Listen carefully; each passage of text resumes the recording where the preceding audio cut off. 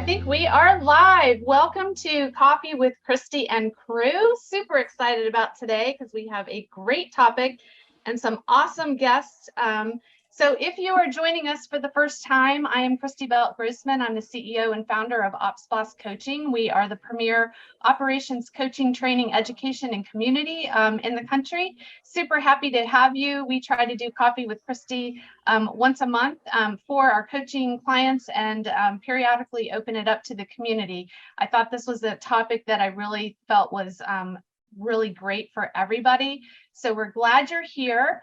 Feel free to participate in the chat, and I am just going to go ahead and jump right in. I'm going to give you our schedule of events. I'll stop and do that at some point, but I'm going to go ahead and let people start with introductions. So I introduced myself. Steph, you want to introduce yourself, and then we'll go to Amanda and Kim. Stephanie Brackett. I am the Vice President of Operations for DRO Investments, which is a family company. And I am the former COO of Anderson Hicks Group, which was the largest real estate team in Eastern Idaho, closing 715 transactions last year. That's awesome. And by the way, family company doesn't really portray what that is. It's how many companies and many of them real estate related. Yeah, he owns 14 market centers and about 192 LLCs, different companies, and 600 real estate investment doors, like 600 investment properties. Perfect. Awesome. Amanda. Hi, I'm Amanda Purnell. I am the Director of Operations at Jeff Glover and Associates in Michigan. We closed just under 1,000 units last year, and I'm happy to be here. Awesome. And I should have said to you guys, tell us how long you've been in the business also, because we were very purposeful in inviting our guests this year. So Steph, when did you start in real estate? 2006. Okay, awesome. Amanda? 2008. Okay, awesome. And now Kim, introduce yourself. I'm Kim Jones. I'm the Director of Operations with Research Home Group out of Clarksville, Tennessee. We're actually a growing team. We're a little bit lower on the closed side, 132 last year, but that is more than double what we had been doing since I joined OpsBoss Coaching. Yay, love that. And you started in real estate when? 2003. 2003, awesome. And I started in real estate with in the mortgage side. So I have 10 years of mortgage experience, starting back into the 1980s, probably before some of you were born, and then in real estate since 1995. So we were very purposeful today to invite coaches who are on our team, who are the most seasoned coaches, because we're talking about shift. So as we start about shift, I thought maybe if any of you guys have a quick story or remembering, like, what was it like when we went through the shift in the early, the one everybody thinks about. We've been through other shifts, but when we think about 2006, 7, 8, 9, 10, around that period, what are the things that come to mind? What was it like being in real estate operations at that time? I can go. Go for it. I can tell you we had listings that, well, obviously we went from what we considered a really hot market, in 2004, 2005, 2006, that was a hot market. So things were selling quickly. You were getting over asking price. And then it came to an absolute halt based on our market statistics in Idaho, where I'm at. We could tell literally the month the market crashed. And that was in September of 2008. And we're a little bit behind the metropolitan areas and other markets. So it was an immediate crash. Like the month we were like, holy crap. Looking back, we could see it. Then we didn't know because it was a descent.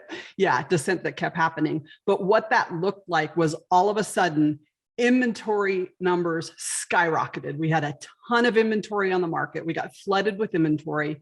We had probably 40% of all inventory on our market in the downturn was distressed properties. So foreclosures or short sales, bank-owned properties. And our average days on market was about 160 days on the market. So, and on average, stuff took 4 months to sell. I know when I moved to Idaho, the house I purchased in 2004, which was really before the crash, but it was on the higher end, it had been on the market for 10 months when I made the offer. And Yep. that was I like, remember that's what talking you to live with. sellers on the phone because email wasn't that well used at the time, and talking to sellers, what are you doing to sell my house? It's been on the market for 365 days. Yep. I would curious, those of you guys who are on the call, type into the chat and tell us whether you were in real estate before that shift, whether you came into real estate during that shift, or whether you started in real estate after the shift. So just tell me before, during, or after.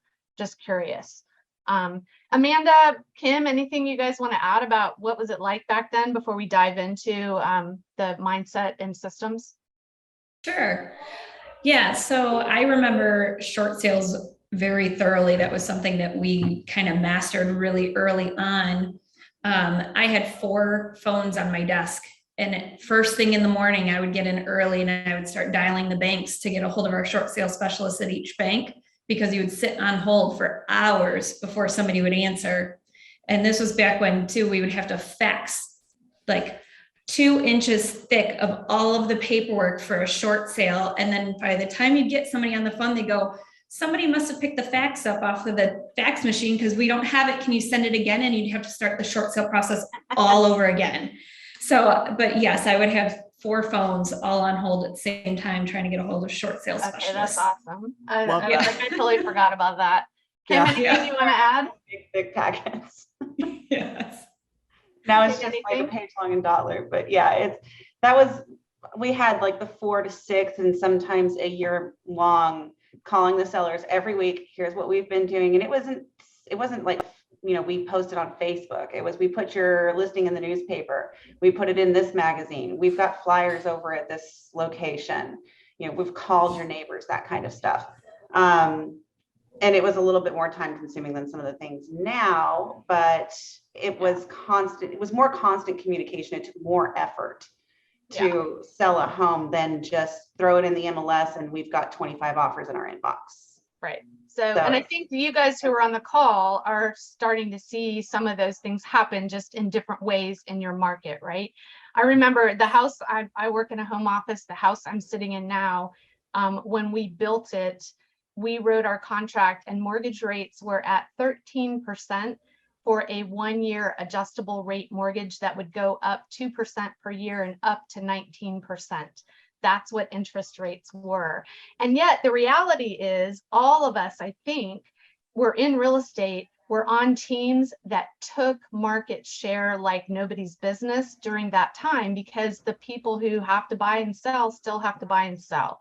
So those of you guys, I want to remind you, those of you who all just typed after, I think it was almost everybody. I don't know if we got any befores. Somebody can scroll down and tell me if I missed them. If you have been in real estate at least since 2020, you have experienced a shift. We went through a shifted market during COVID. That's a shifting market. If you've been in real estate since 2020, you've shifted in technology and how real estate is done, right? So you've been through that. And I want to start with mindset. So I asked the coaches to come on and share with us what specific mindset action items have you implemented or are implementing on your team? So who wants to start with mindset? What do you want to share on that? That's important for people to know. We just go in order. There you Actually, go. it's only in order on, it's only in order on my screen. Well, the first thing, like you just said, we need to understand we're always in a shifting market, period. Sometimes it's a shift for the better and sometimes it's for the worse, but it's always a shifting market. And so the mindset has to be, we can't affect the market. We can't affect AFF. We cannot affect the market. The only thing we can do is change our actions so that the market doesn't affect our income.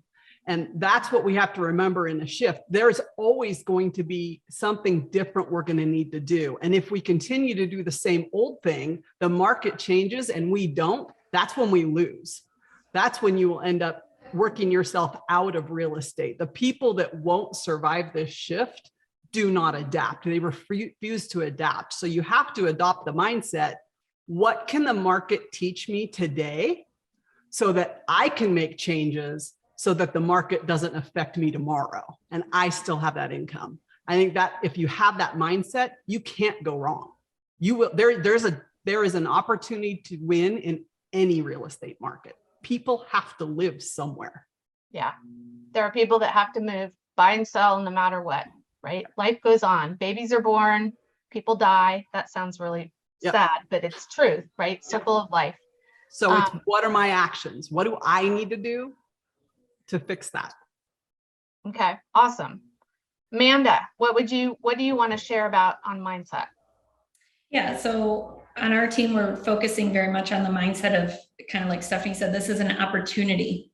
So look for ways to improve our systems, improve our experiences for the clients so that we can be ahead of the shifting market. And it's all about that, how can we improve our service and our experience for both the client and the agent? So adjusting that mindset of this is an opportunity for growth and not something to fear. I love that. Yeah, one of the things I wrote down as I like to get into specifics. I would highly suggest our ops bosses on the call, and I don't know, we may also have some rainmakers on the call. Sit down with your leadership team. It may just be your agent and your admin, like you guys are leaders of the business, or you may have a whole leadership team if you're a large team. Choose 2 words. What are the 2 words that we are going to embrace and use in every conversation as we're talking about shift and the opportunity in the market? So I did this actually with our coaches who are here and the rest of our team. And I'm like, I honestly don't even want to use the word shift, because shift means, to a lot of people, that means fear. And I'm like, let's use the words resilience and opportunity. And if we keep using those words and casting the vision, that helps create mindset. Anything else you want to add, Amanda? Nope, that's it. On mindset? Okay, Kim, mindset. Well, ours is very similar to what Amanda and Stephanie said, but we are actually doing like exercises. We're going to do like a pain versus pleasure, so if I'm not doing the tasks, what's that going to cause to happen to my business? And we're not doing it just as a team, it's individuals, because it's going to help their minds. It's going to help them focus. Where do I need to be? Where do I need to put my focus on? And then how do I have to have my head around that? So what are we doing? We're sharing wins with each other.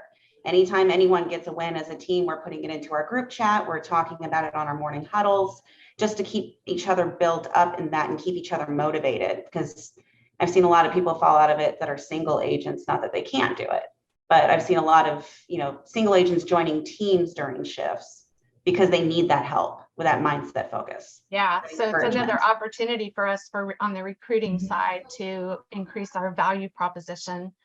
One of the things I wrote down is the thought I had is we're talking about mindset, which can seem kind of airy-fairy, like motivation and mindset and all that. But mindset is created through systems. We're systems people. So what kind of systems are you guys implementing on teams or with the teams that you coach to create the mindset that you want your team to have? So for example, I know that with our coaching clients, when they have clarity, they're much more confident. So things like doing a 411 and knowing what your big rocks are, that creates clarity. What kind of other things are you hearing people do in terms of systems for mindset? Well, first of all, probably like self-care. That's, to me, the most important thing right now for people is how am I making sure that I'm good with me? I need to be good with me, because if I'm not good with me, nothing else is going to fall into place and nothing else matters. I can't be the whole person for my team if I'm not good. So what's my system to make sure that when I'm getting a little wonky, I can take a step back? I had a coaching call with one of my clients yesterday, and she was like, I didn't send in my form. And I'm like, okay, what's wrong with you? Like, let's talk about you. And she just broke down in tears. Like, she was not okay. And I could sense that and feel that. And the form didn't matter at that point. I didn't need the form. I needed to get with her and say, okay, how do we make sure we're taking care of you? And what are you doing? What systems can you put in place so that when you're not okay, you've got to take a step back and say, okay, this is what I do when I'm not okay. I've already decided it's a system, it's built. If I'm not okay, I go do this, this, this, and this, so that when I and what are my systems to prevent me from getting to that point? Yeah. Does my time block include family time? Does my time block include working out time? What is my morning routine? What is my evening routine? 100%. And a lot of times they just don't even know, like they don't know what to do. and you can't make the decision in the moment because you won't make a good decision because your mindset isn't right. So you got to have a system to fall back on, like, okay, I'm feeling this. I got to go do this right now. Love that.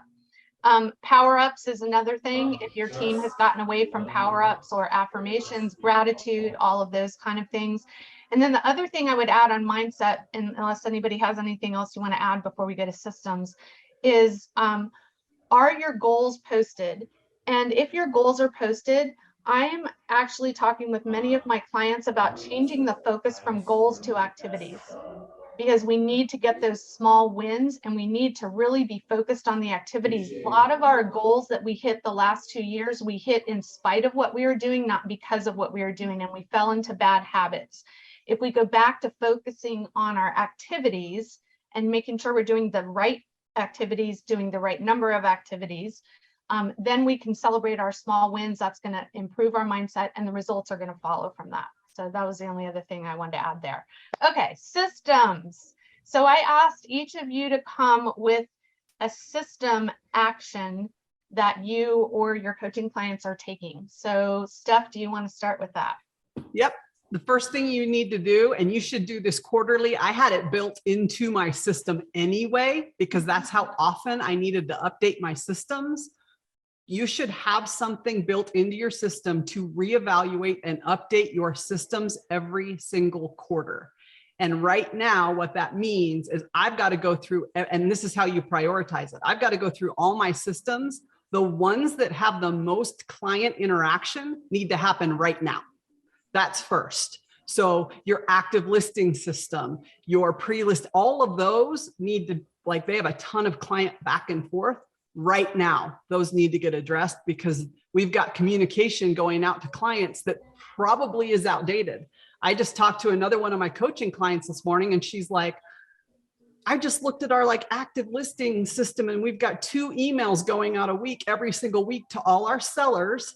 And they're basically saying the same thing. Like, they need to say different things because they weren't firing, because active listings sat on the market for 2 days. So the first email would go out. They'd never get the second email. So she didn't even know it was happening. So you've got to go back through those systems. And if there's client interaction, those need to get updated immediately. But I would put into place a system for updating your systems often. Love that. And one thing I think you want to think about when you're updating those client communication systems is making sure we're setting expectations, because the expectations are now different, and that has to start at the buyer consultation or the seller listing appointment. How are you setting expectations in your system? Tell them how you're going to communicate, what you're going to communicate, when you're going to communicate, and then set up your system around that to under promise and over deliver, right? Tell them when you're going to communicate and communicate sooner, right? Tell them what you're going to communicate, give them more communication. Amanda, what would you say on a systems action people can take? Yeah, so we're switching up our systems a little bit, and we're taking a more personal approach. So less automated emails and more phone calls to our sellers. So we used to have a Calendly link so that our clients could just go and schedule their pictures on their own. And that worked when we didn't have the influx of listings that we have now. Now we have so many listings coming in, it's actually a disservice to our sellers to schedule their own photos. So we're taking the approach of calling more and offering more services that are, over the phone instead of just automated system stuff going out. I love that. And that's we great. too are teeing up our clients right from the listing appointment already about price reductions. So we've already updated our system to include when to follow up on price reductions, when to do open houses. We've gone back to that, 30, 60, 90 day on market plan to incorporate all of that stuff. So the client already knows ahead of time we're going to be having these conversations and what they're going to look like. I love that. We actually used to write it right into our listing agreement. Mm-hmm. Some teams will write it in with an actual price reduction. Our team chose not to go that route, but in our listing, we would have it pre-printed, so it was part of it, and then discussed at the listing appointment. It would say, seller agrees to evaluate price strategy on such and such date. And we would adjust that date depending on what was happening in the market. So it might be on such and such date, or after 2 weekends on the market, or, you know, after 20, you know, showings, whatever it is, so that you're planting the seed that this is normal and this may happen as part of our process right up front. Love that. Cool. I interrupted you. Anything else you wanted to say? No, that's okay. Side? The only other system that we're updating is we're offering more agent assistance from our support team. So our operations team is offering more services to our agents to help them out, you know, with paperwork and stuff like that, so that they can keep doing what they need to do, and that's listing houses, and we can help them with the day-to-day work. I love that take. Honestly, I bet most of the people on the call have not thought about, we have systems to serve our clients who are agents versus just our buyers and sellers, and how do we need to update those? That's an awesome add. Okay, what else? Kim, what systems do you want to add? Systems actions. So we are being a lot more purposeful about what we're sharing with our active clients, and a lot more communication, because before it was just like, hey, you're active on the market. Oh, hey, tomorrow, oh, you're under contract. That was fun. So we're, you know, aside from the weekly operations, you know, this is how many showings we've had, this is your feedback, you know, this is what we're going to do. Our operations does not negotiate. So we are having our agents be more communicative during the active listing phase than they would have been previously. And which means that they need to know, you know, we're letting them know, hey, this is what we're doing now for marketing. You know, we're doing these social media things. We're doing these open houses. We're doing circle prospecting. We need to do, you know, expired listing phone calls, you know, all of those things. But, you know, what's the point of expired listing phone calls? Well, you're looking for buyers for your listings as well. So agents are having to communicate with our clients more than just our operations team. So they're knowing about what our system is, and we're kind of like, we're doing this weekly power hour with them, so that they know exactly what is going on, what we're doing for them, what we're doing for their clients, and they feel confident in talking to them about this. I love that weekly power hour with your agents. That's a great value proposition too, to remind people of value proposition, great for retention and ultimately great for recruiting. So that's awesome. Love that. I would add just some side things. For example, on listing appointments, are you guys providing a list of interview questions to sellers, right? People are going to be all out there. So we used to give our listing interview questions with 2 columns, one with our answers to every question and one with a blanks for whoever they're interviewing. And as you're upping all these services, what I'm hearing you guys say is you're increasing customer service, you're increasing marketing, all the things. The answers to your questions are going to make you guys stand out really easily. It's going to help you capture those listings, because when it gets harder to sell, people are going to want to be with the top teams, right? So make sure you're demonstrating your value. And then I would add to another system is, what are you doing on the system side for your database? Do you have a system to continually add to your database on a daily basis? What does that look like? And if not, it's time to do that, right? What I see a lot of our teams do is they add to their database when new agents come on the team, and then nobody ever adds anything else. Steph, how did you guys add to your database on a regular basis? Oh, a lot of different ways. So of course, everybody had to bring their 200 names when they joined the team. That was one of the first things they did during the onboarding process, was Sphere. But then they were required to do so many open houses a month with so many names. And if they didn't get that many names, they had to go do something else to get the amount of names they needed. So if you're required to give us 30 names a month to the database for every single agent, and you do 2 open houses and you only get 15 names, well, then you've got to go do door knocking or circle prospecting or a Facebook Live or whatever to gather more names for the database. You had to just gap the difference versus your regular everyday, hey, I'm adding people because I'm sitting open houses. And of course, open houses nowadays are not going to get you the same results as they got you 3 months ago. They're just not. So you're going to have to come up with a different way to get those names. Yeah. So do you have goals as ops people on your 411 around increasing your database so that you're remembering to drive those? Does the team, nice cat action there, Steph. Does the team have standards around adding to the database? What are those? And are you making it easy with a jot form or something that's super easy for people to do? If you need ideas for that, if you go on our opsbosscoaching.com website, on our free resources, there's a database memory jogger on there that is a great place to start. The other thing I would say is system, when we're talking about, well, we have a couple questions. Let's go back to the questions. So Steph, what were the consequences if they didn't do the work, and what qualified a contact for your team are two questions. Yep. So to qualify for a contacted, we needed a name, a phone number, and an email. We had to have a way to connect with them. Now, if it was an older couple and they didn't have an email and they only had a phone number, that was fine, but we had to have some way to connect with them so that we could have a back and forth dialogue. What happens if they didn't do the work?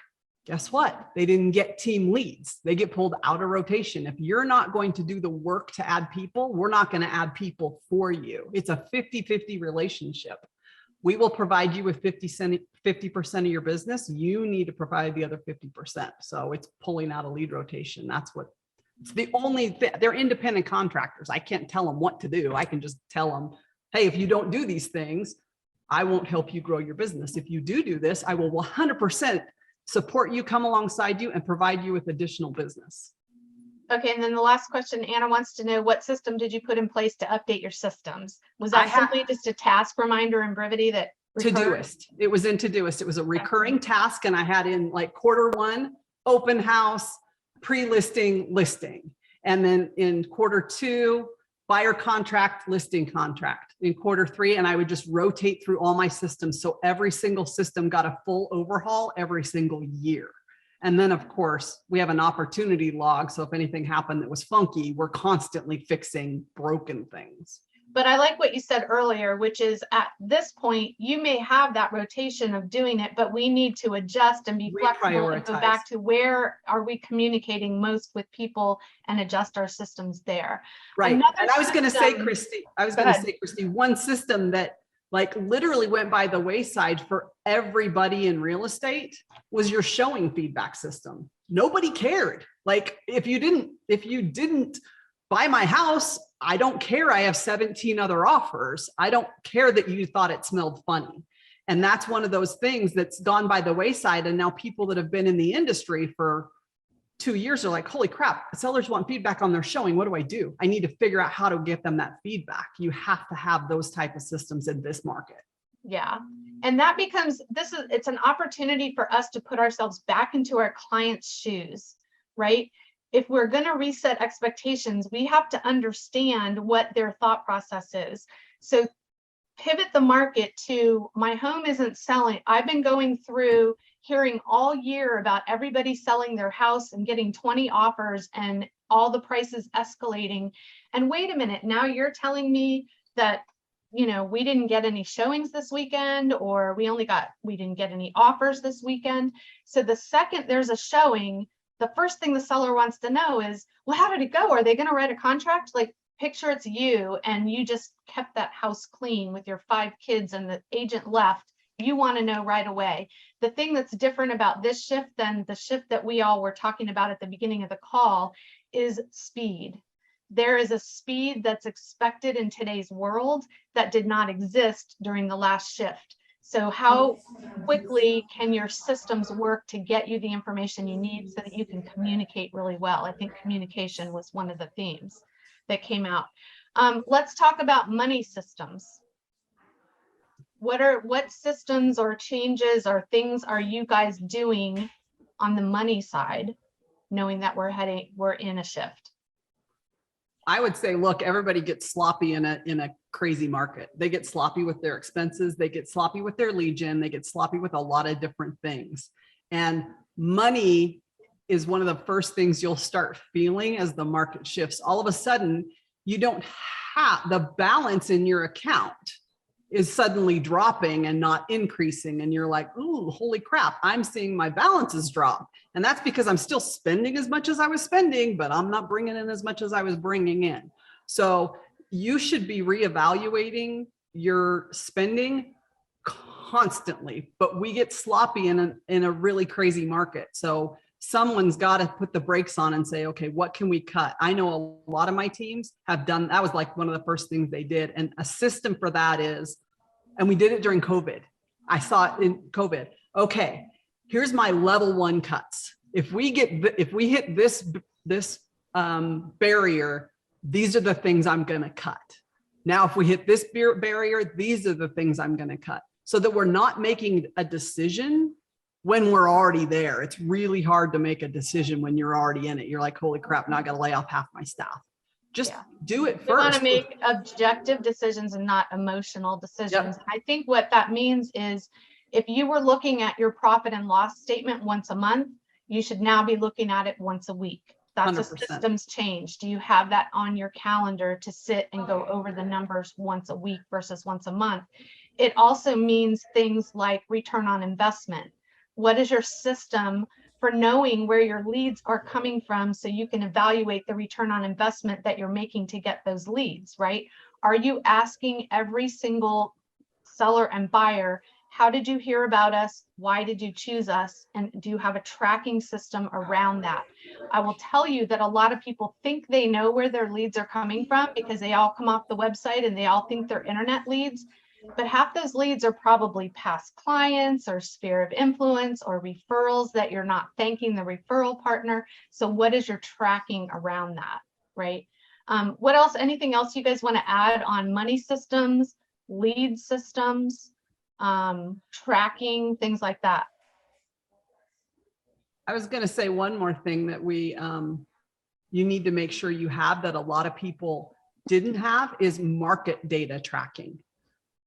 I have to be able to explain to a seller with data what's going to happen when I list their house, and why it's not going to be, well, my neighbor got 44 offers and sold it for $100,000 over ask price 6 months ago. They just hear that in their head. So you have to have a system for data that when you go sit down with a seller and explain, hey, look, this is the reality of the market we're in right now, based on true factual data. We remember back in 2011, 2012, Amanda and Kim can testify this. In 2015, we still had buyers saying, I'm not paying anywhere near list price. I need to get that house for 30% off. We're like, dude, you're not in that market anymore. That was 2011, 2000. Well, I need a deal. Well, that's not the market we're in, but they just remember, they want to hear the best of everything. And so that, I would say, so what is your education system? Do you have an education system to educate your agents on how to get that data and how to be the economist, your local economist, right? That's what do you know how to do that, or do you need to do some education as well? And then how are you presenting that or providing that information for listing appointments, for price reductions, for there's a lot of, we have to move into an education and skills market. So what are your systems around that? Angie made a really good comment, I thought. She said, be frank with your team. If you're fine, let them know for how long. Let them know what it means for bonuses and profit share.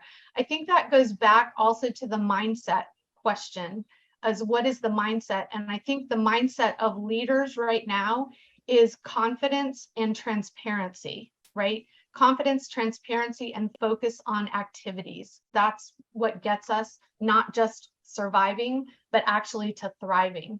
I will tell you, those of you who, most of you on the call haven't been through this before, and I would guess that it was the same on the team Steph and Amanda and Kim were on. This last shift was when my team became number 5 in Keller Williams, because we took advantage of just leaning into all these things. And because you're on a team, because you're an operations person, you can put these systems in, right, to take advantage. Let's talk about other things too. Transaction management, right? Are we communicating and setting expectations, for example, that if you're a seller, you might actually have to do some home repairs as part of the home inspection process. Home inspections are not being waived. Loan approvals are not being waived, you know, all the things. So we used to have a set of emails that would go out called What's Next, and it would tell people what to expect. So it would start before they went on the market, the day they went on the market, the day they got a contract, you know, and it would have things in it like plan to budget $5,000 for home inspection repairs. And if they didn't have to spend it, they felt like they won, but we set them up to be prepared to do things like that. What other transaction management things should people be thinking about? Anything come to mind for you guys? We're actually we're hitting it up front too. So we're doing it during the listing appointment.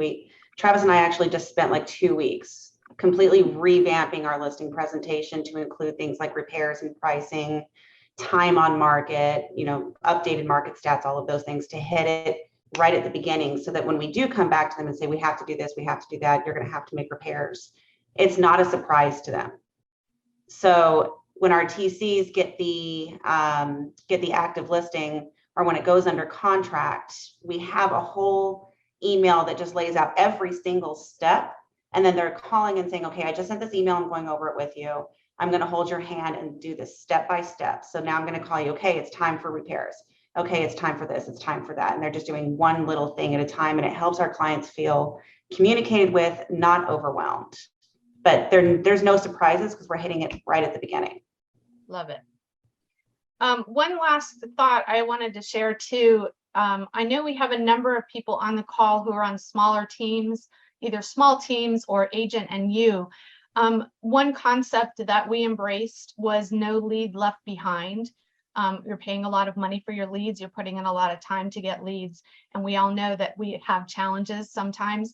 The larger teams you've got an ISA department, or you've got a director of lead gen who's on top of that. But if you're on a medium, small, or single agent team, you may have to become the lead manager.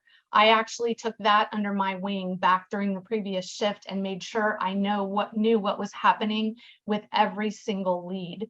It's a great way to get a handle on the business. So I just wanted to throw that in. All right, let's move into scripts. I was going to say really quickly to add on to that, Christy, in order to have a lead audit system, you have to have standards for your leads.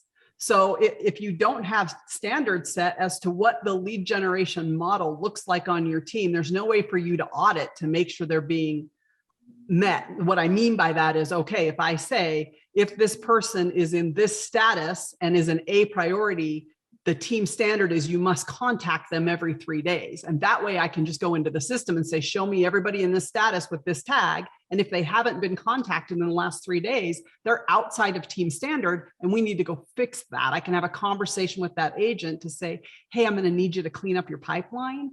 And until you clean up your pipeline, I'm not going to dump any new leads on you because obviously you're overwhelmed and you need to catch up on the other ones. So if you don't have a standard for what that looks like, set that first so you can audit against the standard. And I think that's a great point. Going into you're an A or you're a B or you're a C, reevaluating what are your definitions of what that means, because motivation during shift becomes very important. Lots of people will say, oh yeah, I'm thinking of moving or I'm thinking of buying, but they're not really that motivated. Oh, if the price is right, or if rates come down, or if we want the people that have to move, that have to buy and have to sell. So reevaluating your definitions of what is hot or whatever, an A buyer, we all call them different things, becomes important. Okay, let's talk about scripts. I gave you no direction on this. I just said, okay, what are some scripts that people might want to use during shift? Go, Steph. Okay, I have one for active listings. This was always the script when I called the seller to say, hey, by the way, your home's live on the market. Congratulations. If you have any questions, let me know. I'll be your main point of contact, but I'll get your agent involved. Let me tell you one of the things we do. We take the market determines the price of your home, not us. So we went ahead and we priced your home at this. We're going to put it out on the market and we're going to test to see how the market responds. In 10 days, we are going to look at it. If we go 10 days with no showings, or if we go 10 showings with no offers, I'm going to have your agent reach out to you and we're going to talk about a price adjustment at that time. That was our script, and that's exactly what happened. And then within my system, I made sure that I'm looking at it in 10 days and I'm watching showings and seeing if we had 10 showings with no offers. And then I'm alerting my agent to say, hey, call this person, we need a price reduction. So it's just a super easy script with the active seller to set expectations right up front of what's going to happen. and how we're going to determine a price. And I would add one thing in there when I heard you say in the script, and if we've had 10 showings, then blah, blah, blah, blah, we're going to call you about a price No change. offers. We used to always say the market. If we've had 10 showings and no offers, the market is telling us something and we're going to, it's Yep. always the market. It's 100%. not us, because Yep. we don't want to take that ownership of, oh, we're the reason Yep. why the house isn't selling. It's Yep. information the market is telling us. Yeah, you're just saying how the market is responding to your home. Yes. Yep. Beautiful. Love it. All right, Amanda, what's a script that you remember using that would be helpful? Right now, we're working with all of our agents on price reduction scripts. So making sure that they're in front of the computer when they call the seller. You can't be driving when you're going to try and go after a price reduction. You need to have everything pulled up and have the data in front of you. So that way, again, you can use that script.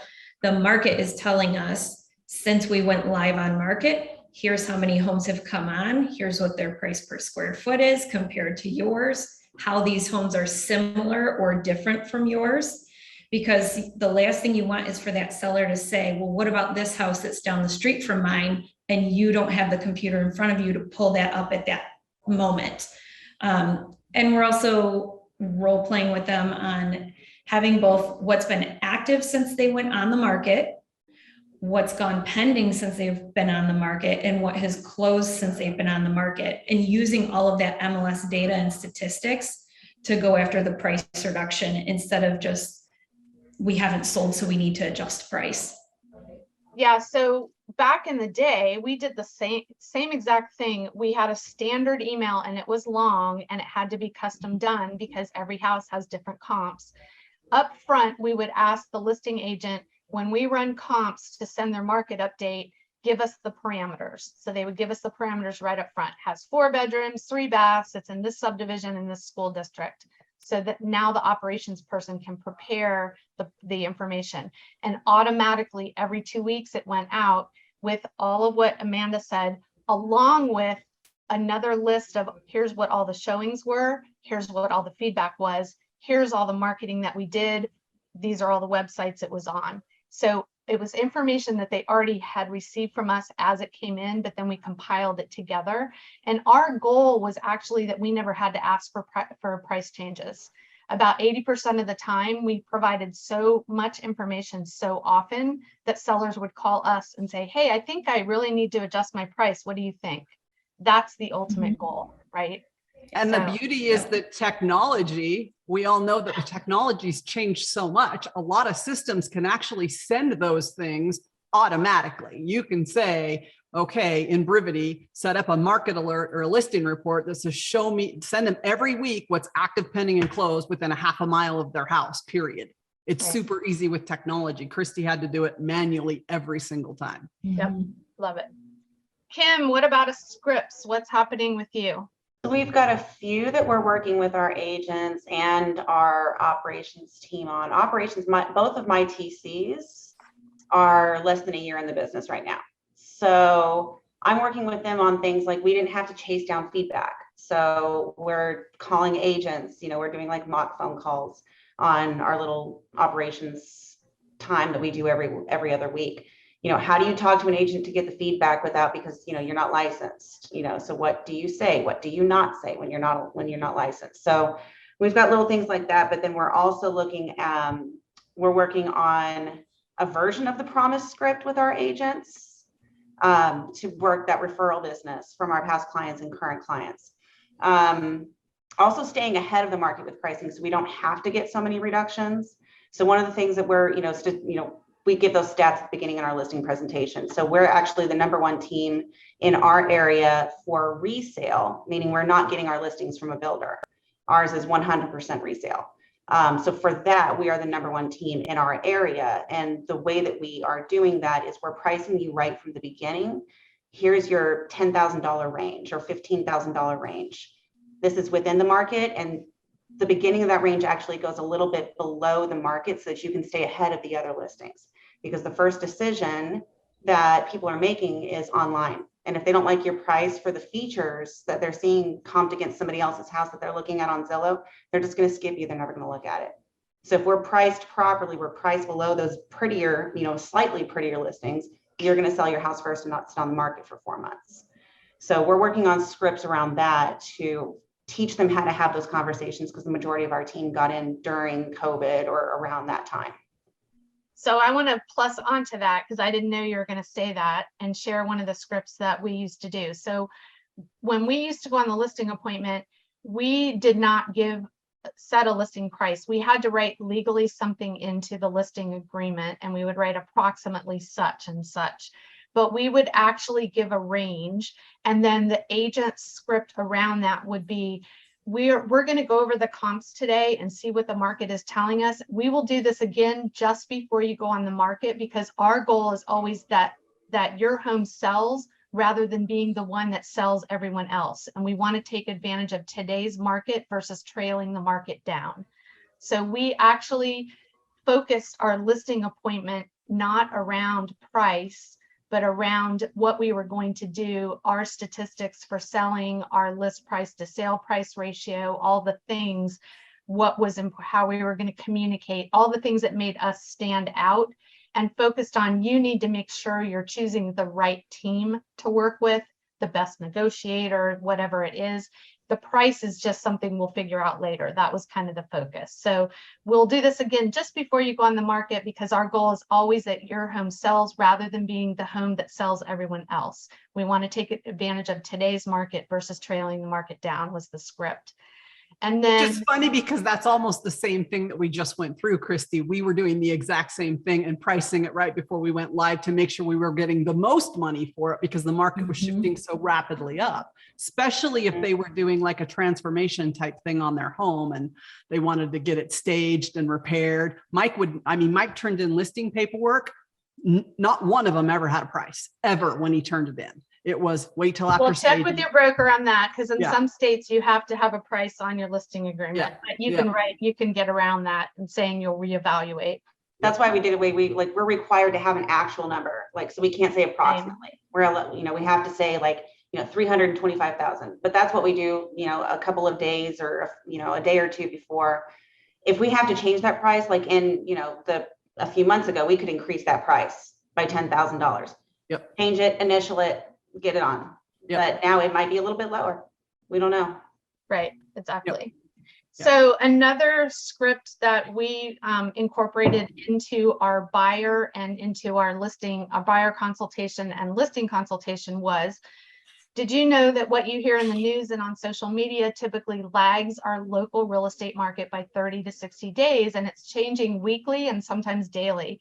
Even within the same city, we're seeing micro markets. So we like to use the word micro market. We're seeing micro markets depending on price range or school district or zip code. So we're going to look at today's national, regional, and what your market looks like, because your market is what's important. And so then we revised our listing presentations and we would update them periodically of, here's the national statistics, here's the regional statistics. We just pull them from the MLS. And then we would give them their exact statistics for their neighborhood or whatever their area was they were competing with. What was the days on market? What was the average sales price? What was the average list price to sell price? And we would compare those all the way along. So you're starting that education process right up front, because most people coming in hear the stuff on the news and it's behind. By the time the news reports it, it's already happened, right? They're not on the edge. So you're presenting yourself as, we're on the leading edge. We've got our finger on the pulse. That's why you want to be with us. If you're on a team, that's also a selling point script. This is why you want to list with a team, because we have our pulse on the market with so many different agents that we have so much more accurate on information. We're really on top of things. It just becomes an advantage. Any other scripts you guys want to share? If you guys listening have questions, pop them in the chat. We have a class coming up in October that we're going to launch. Stephanie Brackett will be teaching. So if you want to be on the wait list for that, jump on the Jot form and we'll notify you when that comes out. And if you have questions, drop them in the chat. Any other script ideas? It's not so much a script, but one thing that we do before the appointment, and we have to be actually more purposeful about it now that things are slowing down a little bit, but sending a pre-list prior to the appointment. We have an actual pre-listing book, and it's explaining all of our marketing. It's explaining, all of our stats and everything. It's kept up to date by me. But sending that before the appointment, a couple of days before, for them to sign, it's going to kill a lot of those pricing objections. And, not just objections to the price, but objections to agreeing to lower the price later on, because it's already worked into there. So it kind of kills some of the need for some of those scripts if people have read it. It's worked well for us. Love that. Yeah, it's part of setting expectations and educating people up front. The goal is to overcome the objectives before you walk into the objections before you walk into the listing appointment. Okay, I'm going to ask you guys to think about what the one thing is. If we're hearing all this stuff and we have so many ideas and so many systems we need to update, what's the most important thing? And before you answer that, I forgot to give you all of our upcoming things. We have a 10 Secrets of a Mega EA class. Our last virtual one potentially for the year is August 3rd and 4th. Brooke, I'm going to ask you if you would drop links in here. Shift Book Club is continuing. If you guys want to jump on for a quick 30-minute fix, we're going through the different tactics in Shift. It's free. The next one is this Friday, July 22nd. Group coaching is doing tools for automation, all things leverage and avoiding burnout in August. Stephanie, if you're in the New York area, is doing Systems Are Sexy. And then following in September, we'll be in Indianapolis doing Systems Are Sexy. Some of the things she talked about here, opportunity log and classifications and database, she talks about in that class, those of you who are asking. And then I think we literally only have 14 tickets left for the retreat. So if you're thinking about doing that, do that soon. The prices are going up again August 18th. So what's the one thing you guys want to leave people with? Who wants to start? I'll go. Okay. I would say I would schedule a time right now to brainstorm all the systems that you need updated, that you're going to need updates in, get them all on a whiteboard, and then go through. And the ones that are going to drive sales, do those first. Sales are the most important thing in a market shift like that. So if it's a no lead left behind, a database overhaul, whatever's going to drive sales, do that first. Love that. Great advice. All right. Amanda, what would you say? One thing you want to leave people with? Sure. So our number one focus from an operations standpoint is providing more value to our team and our agents, along with still improving and maintaining our client experience. But how can we help our team and our agents specifically? Love it. Okay, Kim. Education is a must to always stay updated on not just like what's going on in the market, but educating your team and having your team be basically a team of coaching each other. So if knowing that we have, most of the people on this call said they've not been through a shift before, what does that look like? Like, I'm thinking, oh my gosh, education, that feels really overwhelming. Like, there's a lot of education. Where do I even start? So we're doing those power hours I mentioned. We're doing them once a week. They don't have to last an hour. The last one I did was 20 minutes.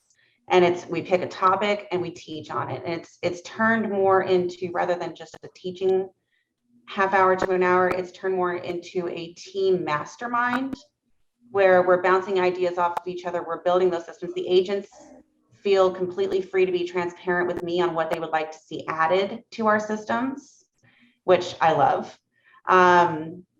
But since a lot of them are still newer, new-ish agents, yesterday, our call was make contacts, or it was about making contacts, about building relationships, not just putting a name into a database, but what are you going to do when you put that name into the database? So teaching them those kind of things, masterminding around those, brainstorming around those, and leaving them with something to go, here's an action item that I'm going to put into place. I'm going to do this tomorrow. And we've seen our scoreboard numbers going up since we started doing this. I love that.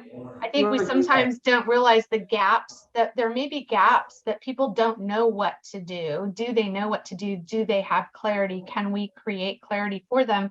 And if you're newer on a team and maybe your rainmaker hasn't been through shift either, reach out to other teams, reach out to other ops bosses, reach out to other agents across the country, invite them in. You can leverage some of that training. I know Amanda's with Jeff Glover group team. I always call you guys the wrong thing. Glover. I just know him as Glover.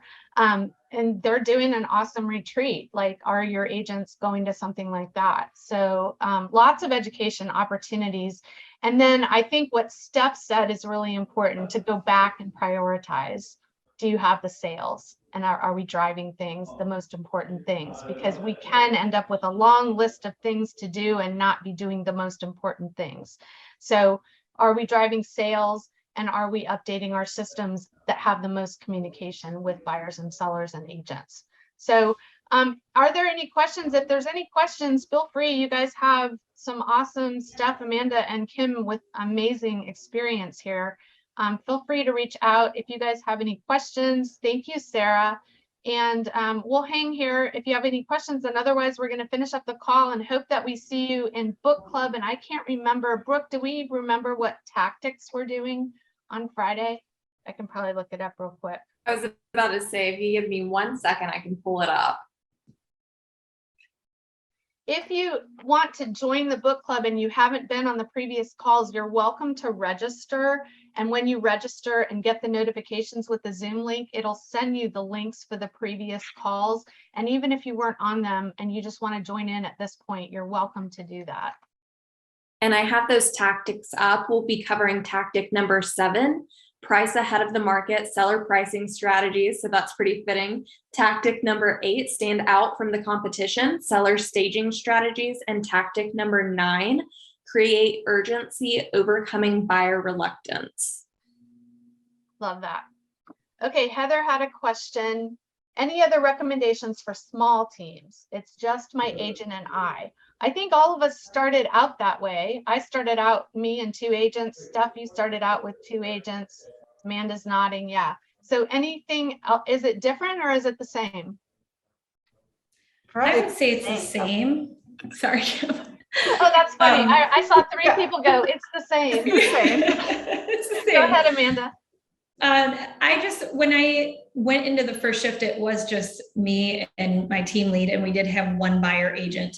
And any educational seminars or classes that my agents went to, I went with them, because the more that I could learn of what they were going to be promising at listing appointments and on buyer appointments, the more I could be their promise keeper. So whatever they're telling to the client, I need to be able to do. So if you're not in those classes or taking these seminars with your agents, I would highly recommend doing that. Yeah, and I would year round, whether you're in a shifting market or not, those who go together grow together. Ask your agent, your team lead, whoever the leaders are on your team, what are they reading? What do they digest on a daily basis? And then digest the same things they are, whether it's podcasts or blogs or whatever. Steph, Kim, anything you want to add to that? I was going to say, I literally made him leave his door open when he lead gen, so I could sit and listen to everything he was saying. Oftentimes he's like, okay, I'm going to send you some updated comps. Well, the comps are sent before he even hangs up the phone. I've sent them.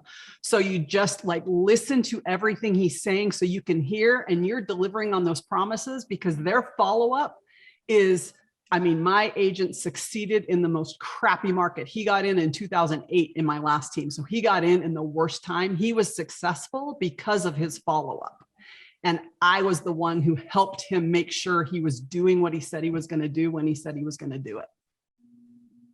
Yeah, which is another concept I think that goes across the board. Tell people what you're going to do it, then tell them what you did, and do more than you told them what you were going to do, right? Awesome.